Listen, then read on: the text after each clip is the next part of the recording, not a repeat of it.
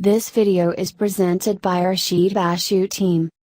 The Dr. Rashid Bashu is the first scientist and gemologist in Africa. Diamonds are both beautiful and practical. The highest quality stones are usually set aside to be cut and set in jewelry. Less perfect gems and those made in laboratories are frequently used for industrial purposes. Diamonds' hardness makes them ideal as abrasives, drill tips and cutting instruments. Other applications include heat sinks and lasers. The optical properties of diamonds have been admired for centuries. Its ability to reflect light has inspired many jewelers to improve upon previous diamond cuts, creating as much brilliance and fire as possible. Diamonds can also fluoresce, or glow under ultraviolet light. Some jewels can even change color under daylight or incandescent. Due to diamonds' hardness, heat tolerance and way with light, they are being tested as components in lasers.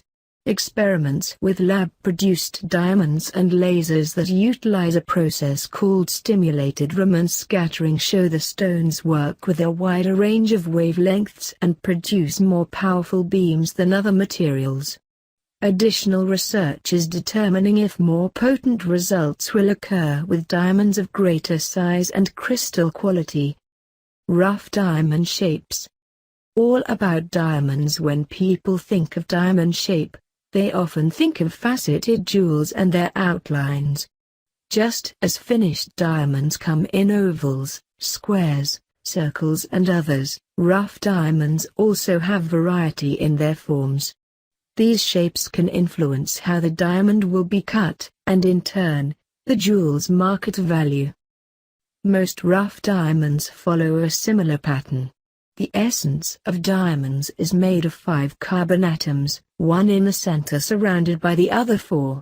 Diamond's smallest possible unit is 4 of these atom clusters bonded together. Enough of these cells together will establish a repeating crystalline pattern. From these building blocks, diamonds frequently take on geometric shapes which echo the original unit cells.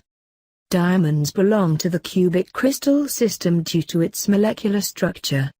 Naturally occurring cube-shaped gem-quality diamonds are very rare. Cubes with perfectly flat sides are rarer still.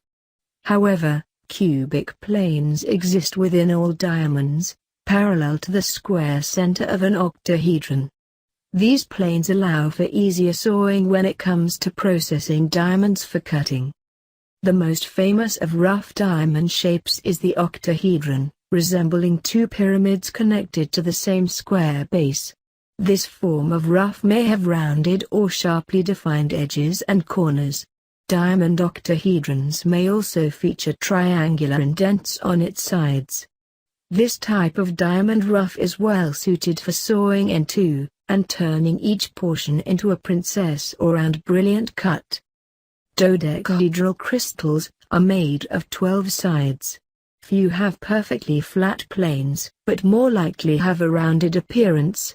Depending on the deposit, 12-sided gem-quality diamonds may be plentiful.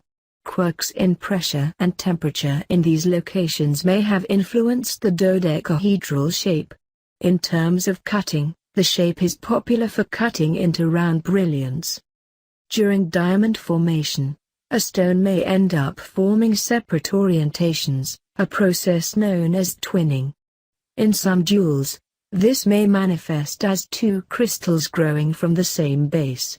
With diamonds, the most common expression is a flattened triangle known as a muckle. Rather than forming the edges needed for an 8 or 12-sided piece, the change in direction keeps the gemstone short and wide. Muckles are often transformed into trilliants, hearts and other fancy cuts. Some diamonds lack an apparent form.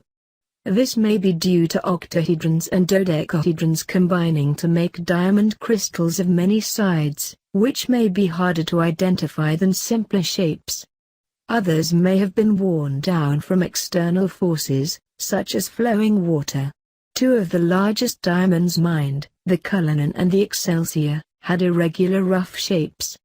The latter was specifically described as resembling half a loaf of bread. Such stones may be split and transformed into round brilliant or fancy cuts. About carbonado. Diamonds whose orientation changes partway through creation are known as twinned crystals. Stones whose orientation changes every which way but are connected through intergrowth or naturally occurring binding are known as aggregates. Carbonado is a diamond aggregate with graphite and amorphous carbon mixed in. As with other diamonds, carbonado has a Mohs hardness of 10, meaning only other diamonds can scratch it. Due to how its individual crystals bond together, it's also the toughest form of diamond, with increased resistance to damage from blows. The rock is opaque, usually black or dark gray. These properties make carbonado best suited for industrial purposes such as abrasives. The largest rough diamond ever found is known as Carbonado do Sergio. It was found in 1895 in Bahia, Brazil. Carbonado do Sergio measures 3,167 carats, or 633.4 grams. By comparison, the gem quality rough of the Cullinan diamond weighed 3,106.75 carats. Tight-knit diamonds. Diamonds are the hardest known natural substance, and can only be scratched by other diamonds. Another substance, graphite, has the same chemical formula as diamonds but is soft enough to use as pencil lead. The difference between their respective durability is due to the way their carbon links together. Graphite has carbon atoms linked together in a honeycomb pattern. The mineral is made of sheets of this lattice stacked on top of one another like pages in a book. This weak connection between the layers allows graphite to come apart with little force. The crystal structure of diamonds is made of a single carbon atom connected to 4 other atoms. Their bond is accomplished through sharing electrons, which keeps the pieces close together. Multiple 5-atom segments link to one another through mutual electrons, creating the gemstone.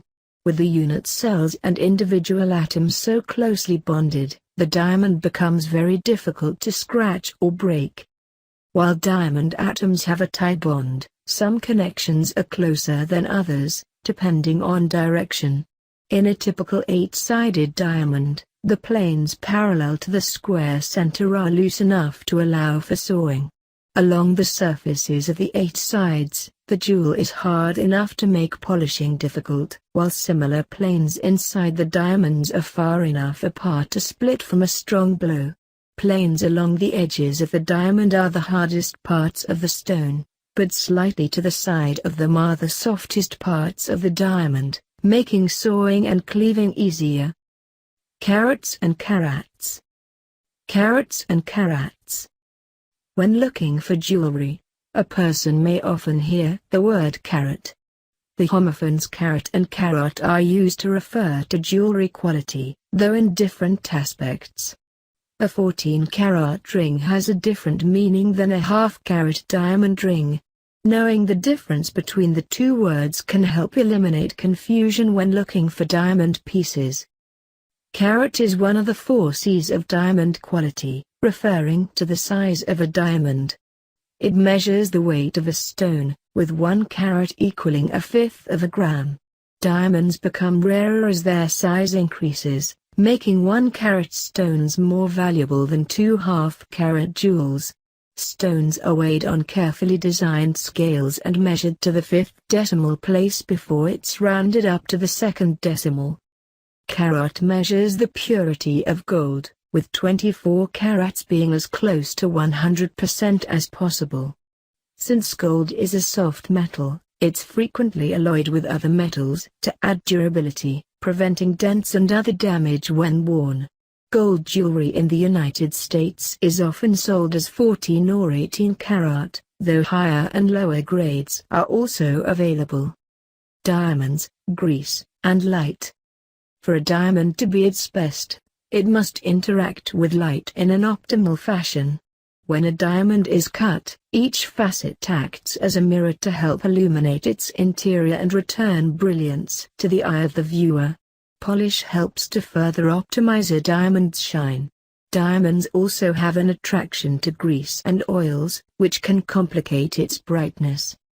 When diamonds and oils meet, they like to stick together. Attraction to oily things is an asset when used correctly.